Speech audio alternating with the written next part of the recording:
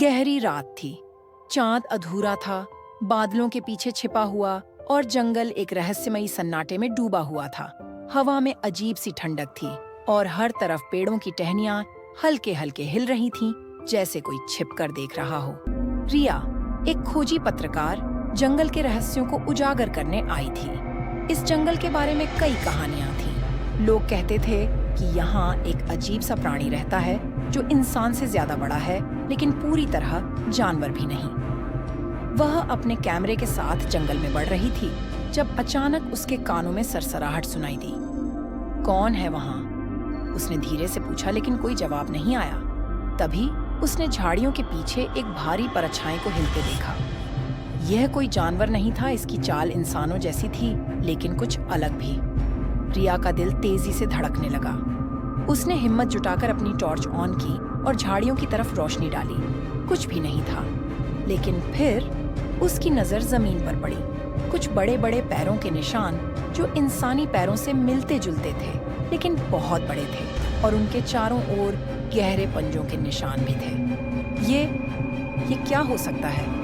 जंगल अब पहले से ज्यादा डरावना लग रहा था। अगली सुबह रिया ने अपने टेंट से बाहर कदम रखा और एक नीला चमकता हुआ फूल देखा। यह यहाँ कैसे आया? उसने सोचा। यह फूल किसी भी पौधे जैसा नहीं था जो उसने पहले देखा हो। उसकी पंखुड़ियां हल्की रोशनी छोड़ रही थी। रिया ने झुककर फूल उठाया और तभी उसे महसूस हुआ कि कोई उसे दूर से देख रहा है। उसने धीरे से चारों तरफ नजर दौड़ाई, लेकिन कोई नहीं था। लेकिन उसके दिल की धड़कन बढ़ गई थी, जैसे किसी की अदृश्य मौजूदगी उसे महसूस हो रही हो। उसी रात जब रिया कैमरे में दिन भर की तस्वीरें चेक कर रही थी, तभी उसे कुछ अजीब दिखा। एक तस्वीर में जब उसने झाड़ियों की तरफ कैमरा घुमाया था, वहां कुछ चमकती आंखें दिखाई दे रही थी। ये क्या है? रिया ने तस्वीर को झूम किया। 2 चमकती आंखें, बड़ी और गहरी। फिर अचानक उसकी टेंट के बाहर से एक हलचल हुई। वह झट से उठी और टॉर्च लेकर बाहर निकली, और वहां चांदनी में नहाया हुआ एक विशालकाय गोरिल्ला खड़ा था। लेकिन यह कोई आम गोरिल्ला नहीं था। उसकी आंखें इंसानों जैसी थीं। उनमें कुछ अनकहा था। रिया की सांसें थम गईं। गोरिल्ला ने धीरे धीरे अपना हाथ आगे बढ़ाया। उसके हाथ में वही नीला फूल था। रिया ने कांपते हाथों से फूल लिया। तभी गोरिल्ला ने एक गहरी लेकिन मुलायम आवाज में कुछ कहा, कोई ऐसी भाषा जो रिया समझ नहीं पाई, लेकिन उसमें एक अजीब सी कोमलता थी। समय बीतता गया। हर दिन जब रिया जंगल में घूमती, उसे महसूस होता कि कोई हमेशा उसके आसपास है।